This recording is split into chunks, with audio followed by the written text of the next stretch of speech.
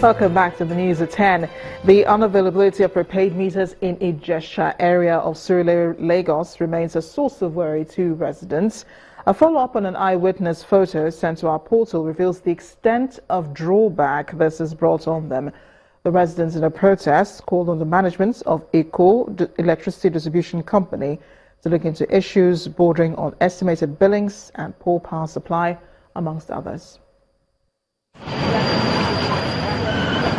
It's a busy afternoon in Ijesha, Surulere, Lagos, where some residents of Adishino, Duro Oyedoyin, Omilani, Agunta Sholu, and over 20 other adjoining streets get set for a protest against what they view as lack of commitment to service by the management of Eco Electricity Distribution Company. Give us prepaid meter, no more crazy bill. Give us prepaid meter, no more crazy bill. Poor power supply, estimated billings, and alleged high-handedness by the business manager of the Ijesha business unit are some of the reasons for staging this protest. For several years, it has been either transformer blow, we use our money to fix it.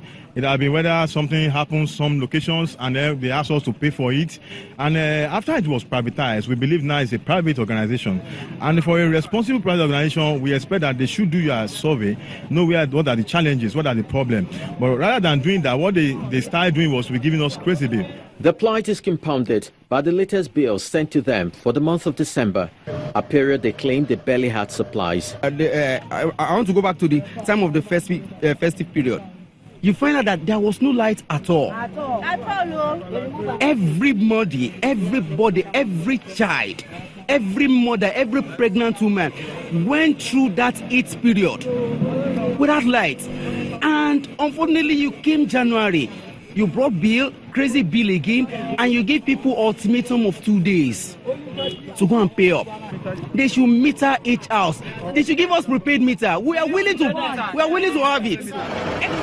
With economic activities greatly affected, business owners react. We don't have light. We don't have light. We don't use light for anything. January they don't bring bill.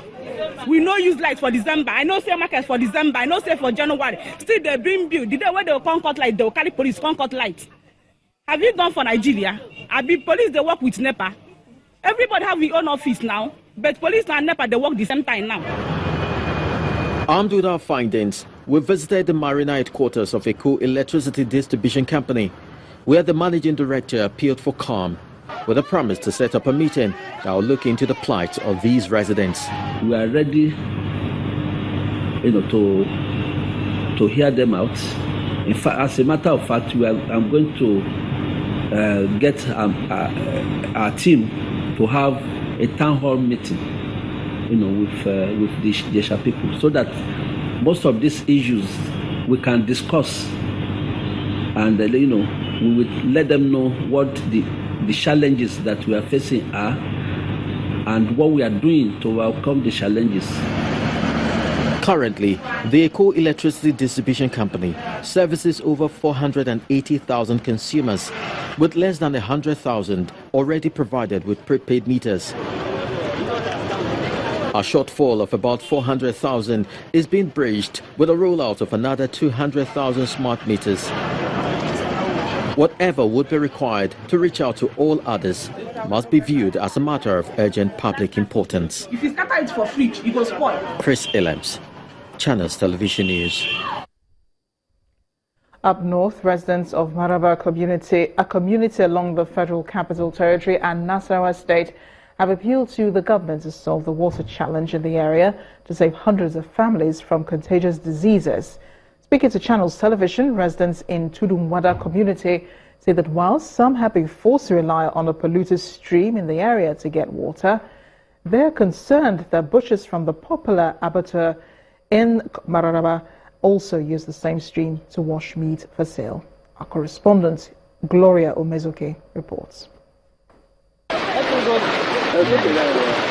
This local stream in Tudunwada, opposite the popular Maraba Butcher's Market, is clearly contaminated, much of it from neighboring sewages and refuse. On the other side, young boys are scooping out parts of the water in a desperate bid to find fish, which they occasionally do, while others defecate into the water, wash, and even take their bath with the water. The stench is strong. What is worse, butchers from the abattoir directly opposite use the same water to wash slaughtered animals for sale. It's something that people are eating. At least the leaders here, they are not doing well for us. This is the water we are using, this water. And people, their pipe, they even channel it to this place. They even channel their pipe to this place. And look at the kind of water. So everybody knows. But some don't used to come and buy meat here because of this kind of problem they are having. At least they should create a boreholes, a water that we can be washing the meat, at least. Because they can contact disease through the water. The butchers clearly agree that there is a water challenge, but in spite of evidence, they deny using the polluted stream to clean meat. People are talking about it always, that we abattoir, we are not clean, we are using the tea water and wash meat, which is not the truth. We have our pump here and our tanks. If you look by my right, you will see our tank. That's what we use and make water. We pump it, early morning we bring it out, people fish and wash meat, intestine, goats, cow head, cow legs and the rest. We don't have enough water here because we have about 6 boreholes here. And they work more than one borehole here. Because if we pump the borehole now, 15 minutes, 10 minutes, it's finished. Before, we don't use the river water. But now, exactly, we don't allow anybody to touch the river water. The residents are aware of this menace and urgently want a change. People come to wash cow head, the meat, and everything else. The borehole should have been constructed for us. The water used in washing the meat is dirty. It could harm people. The borehole would have been of great help to us. This is our appeal. Owing to lack of proper facility, the butchers, who slaughter a minimum of 50 cows daily, burn continuously animal flesh, producing thick smoke that pollutes the area and poses danger to the health of residents. They therefore appeal to the government to come to their aid by providing more boreholes to cater for the water need of the abattoir.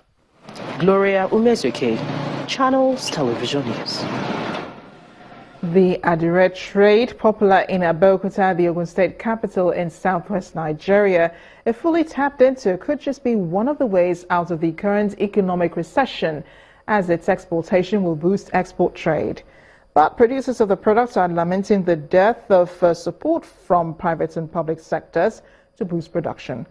Our Kabisa report tonight takes a look at Adire production in Abeokuta, the prospects and challenges of the age-long trade among the locals.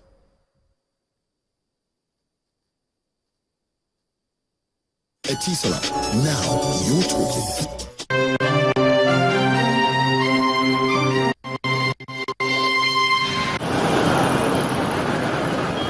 Abeokuta, the capital of Ogun State, is well known for its Adire, the popular tie and dye fabric.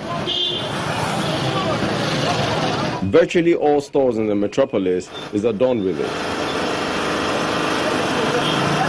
But behind the finishing is a painstaking process that has been applied throughout generations.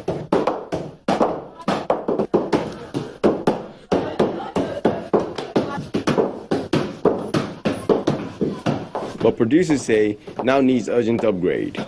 Sadly, support for improvement is not readily available. One of the major problems we have has to do with raw materials, because most of the raw materials we use in this industry, they are foreign source.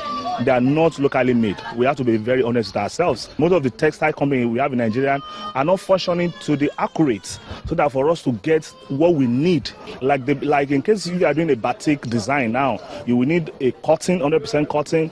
You will need wax, and then you will need a pot where to actually melt the wax. Then you will need tensils or foam or a carved plastic, a carved wood that we use to pattern the melt wax on the cloth.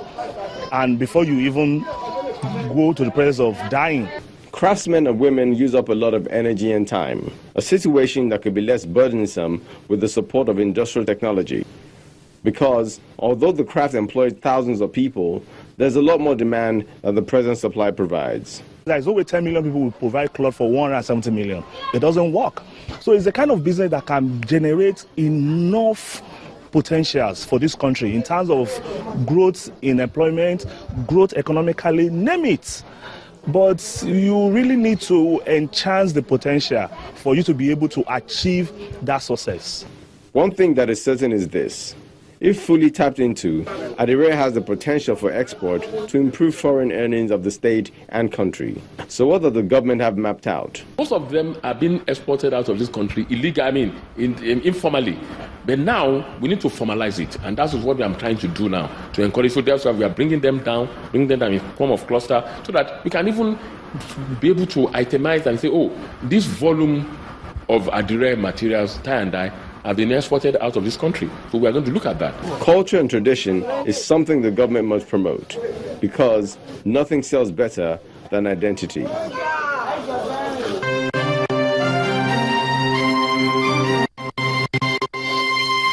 Etisola, now you're talking.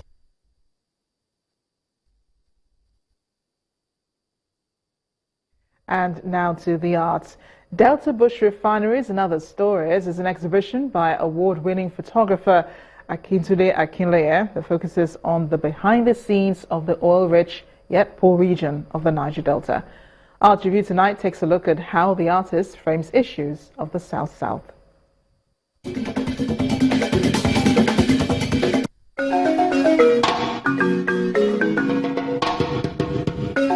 Rare and astonishing, subtle, yet bold.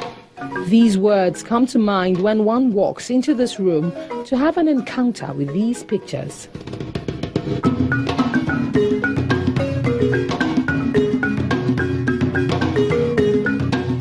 They are first-hand accounts of activities of oil thieves and pipeline vandals in Nigeria's oil-rich Niger Delta region in an exhibition titled Delta Bush Refineries and Other Stories.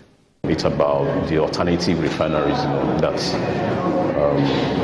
the young guys in the Delta, get involved in. And I started doing that since 2010.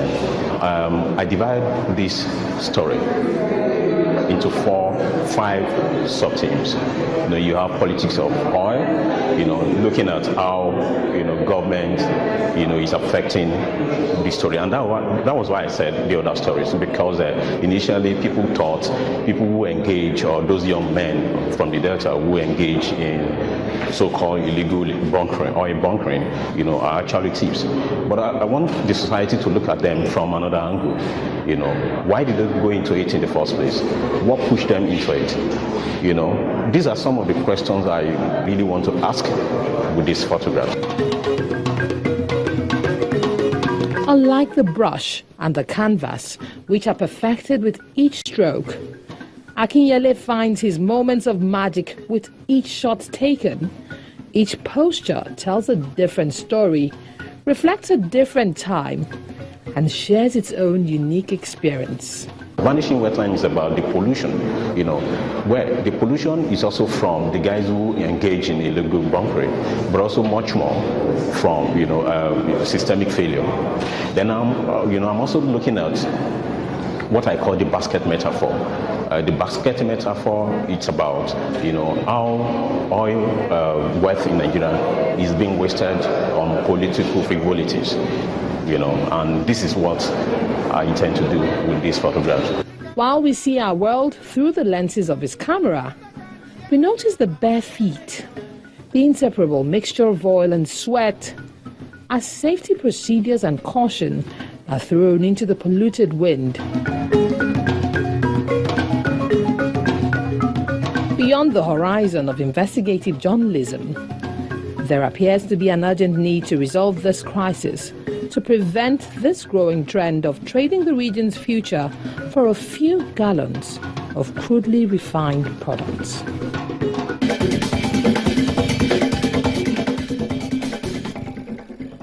Next on the news at 10, top seeds Andy Murray and Angelique Kerber suffer shocking exits from the Australian Open in Melbourne. More in sports news with you again.